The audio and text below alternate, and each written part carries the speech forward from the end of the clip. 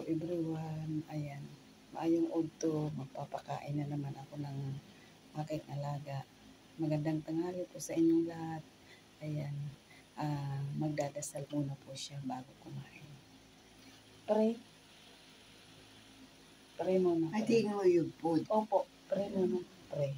Ayan. Pray muna.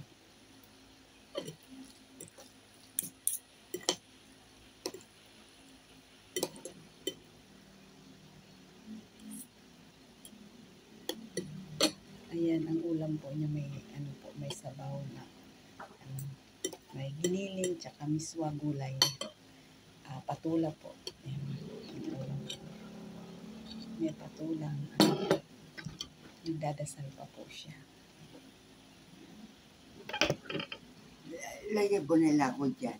Okay lang po. Sige na, ayoko. Ito? Yan, sige. Lagyan mo na lang ako dyan.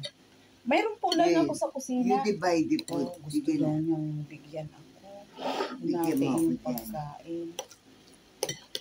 Hinati niya. Ayaw niya.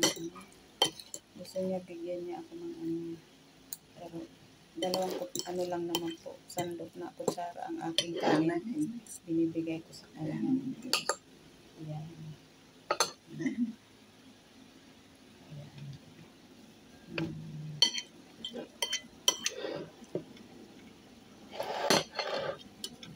Ayan po, pinakakain ko na po siya.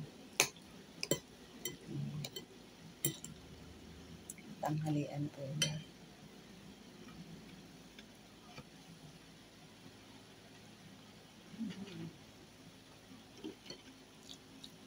Ayan po ang aking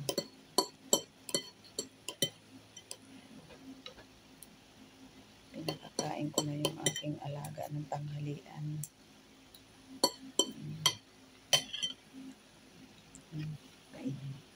Inom daw siya ng tubig. Yung tubig niya nakahanda na po dito.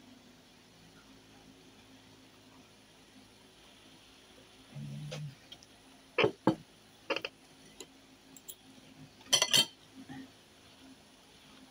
Maangkal na. Opo, salamat po. Ayan, kumain na po ako. Ganyan kabait yung aking alaga. 92 na si Lola.